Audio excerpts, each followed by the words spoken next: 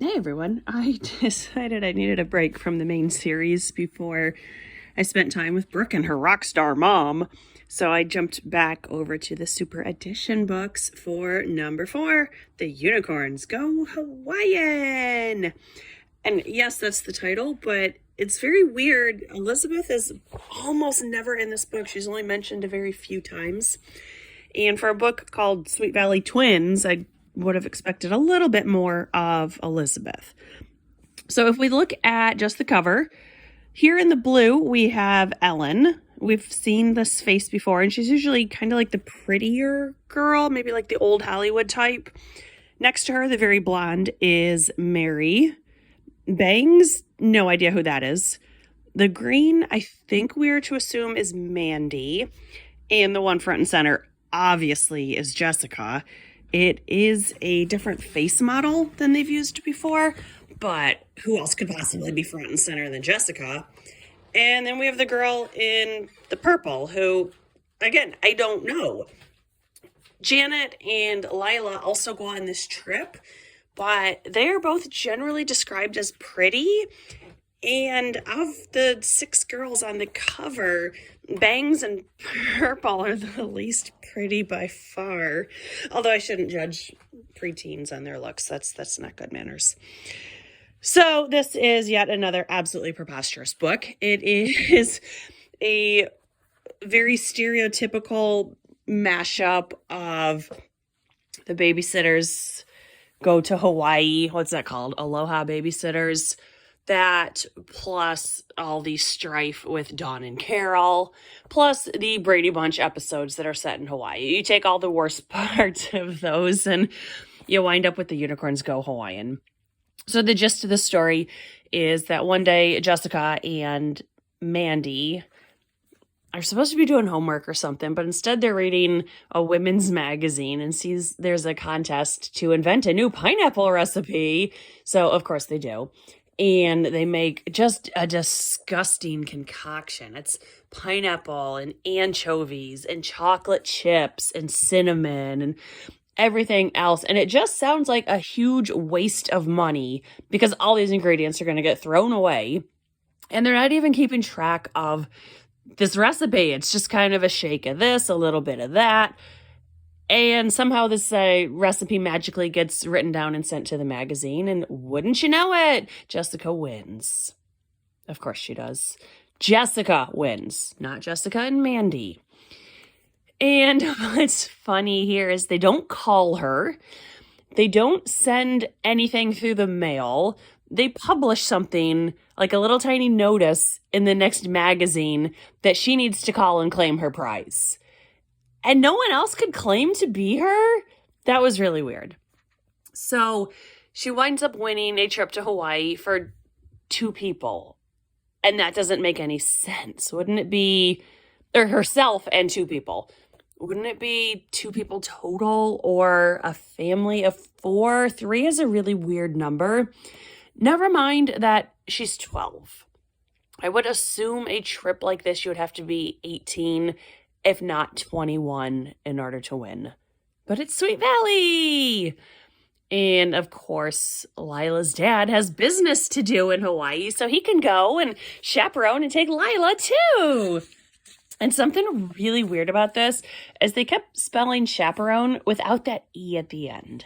And I guess technically that is the correct spelling. It just looks really weird. It looks like it should be pronounced chaperon. And that's not a word. So they have all the crazy little Brady Bunch shenanigans that you would expect with, the cursed ring and the dormant volcano. They think it came back to life. And, these 2 guys try and convince Janet that she's a Hawaiian goddess. And it is every ridiculous stereotype of a bad Brady Bunch episode that you could ever imagine. So what also is silly, I have a lot of quotes here. So, that's the description in a nutshell. So this is on page 21. Originally, the Wakefields were scheduled to go to a ski trip right after Christmas with their grandparents. And this is on page 21. So, what are we going to do about the ski trip? Jessica asked Elizabeth as they sat down together at lunch. Well, I've been giving it a lot of thought, Elizabeth said as she unwrapped a sandwich. And I think I should go skiing and that you should go to Hawaii. And I'm not sure why we're letting 12-year-olds make these decisions. The parents don't even know that Jessica won this contest. Oh, and it winds up that she didn't even really win. So while they're in Hawaii, the pineapple people who had sponsored the contest to just randomly invite the girls to come tour the factory, and it was never scheduled as part of the itinerary. They just got notice at the hotel and were expected to show up. So then at a later point, Jessica takes it upon herself to just randomly show up and ask to talk with the CEO, and they let her, and as if he doesn't have enough to do. And he says that all the recipes were terrible, so they just picked the worst one and made a joke out of it. And again, what a horrible waste of money. Page 22. More things that don't make sense. The woman from the magazine had said the contest rules required Jessica to take the Hawaii trip within 60 days. Christmas vacation would be her only chance to go. Don't airlines, and I'm assuming they're flying them really cheap, don't most airlines have blackout days around Christmas? Or if not, then the flight cost is super expensive. And a Sweet Valley, I'm sure she has a week off sometime in January anyway. Or she can't miss a couple days of school for an extenuating circumstance. This making her go over Christmas break just does not make financial sense. So, page 26. Jessica is just lamenting everything, and she's talking with Elizabeth. Jessica propped herself up on her elbows. But going to Hawaii has always been my dream, Lizzie. I never heard you mention Hawaii before, Elizabeth pointed out. My secret dream, Jessica explained. For as long as I can remember, I've wanted to visit a foreign country. Hawaii's a state, Jess. It's part of the United States. Jessica rolled her eyes. I know that. I bet she didn't. I meant that it seems like a foreign country because it's so exotic. It has palm trees. So do we. And surfers. So do we. And I do think it's funny, both just how completely spacey Jessica is, and Elizabeth's just shooting her down. And I am here for every time Elizabeth is snarky and mean to her sister, because she definitely deserves it. So I think this is a typo. So Mr. Fowler had hired a couple limousines to take them all to the airport. And, can you believe we're going to the airport in a limousine? Janet exclaimed. I feel like a princess or something. Lila made a show of yawning. Dad, I just thought it would be faster this day. It's really no big deal. And I honestly believe she meant faster this way. It was just a typo there. Two things that don't make sense here. Why is Janet always hanging out with a bunch of 6th graders? I know in adult life, 2 years is not that big of a difference, but in middle school life, a 2-year age difference is pretty significant. And yes, they're cousins, but if that's the case, why hasn't Janet traveled with Lila previously? I don't think they ever really addressed the relationship there, or which parents are siblings. It's just discontinuity. And Mr. Fowler has been dating this woman named Bambi, which, okay, of all the names we could have chosen. And Bambi might be trying a bit too hard, but she's nothing but nice to the girls. And she checks on the girls and she says, I think I'm as excited as you guys are. This is my first trip to Hawaii, too. Bambi smiled at Lila, but her smile was not returned. I'm hoping Lila can give us all some pointers on where to go and what to see.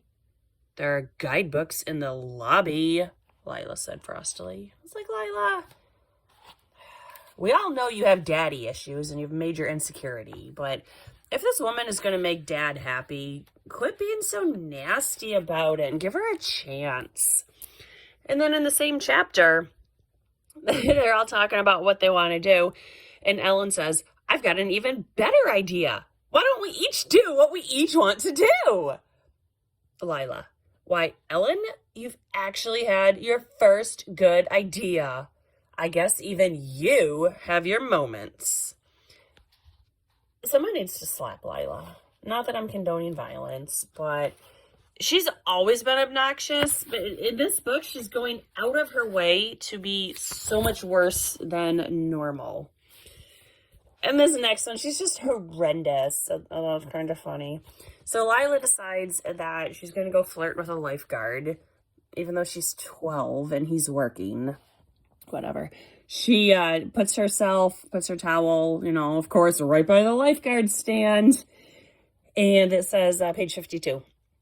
Lila had just decided to apply some sunscreen when a little boy trying to catch a frisbee dashed right across her towel, leaving a trail of sandy footprints. Hey, you rotten little brat, Lila shouted. Do that again and I'll drown you. Suddenly, she realized that the lifeguard might not have appreciated her choice of words. She looked up at him and flashed a brilliant smile. I have a way with children, she called to him. No, you don't, Lila. If you were responsible for children, they would probably ground themselves. So again, that's just super reminiscent of Stacy and the older boy, and this book really has nothing new to it.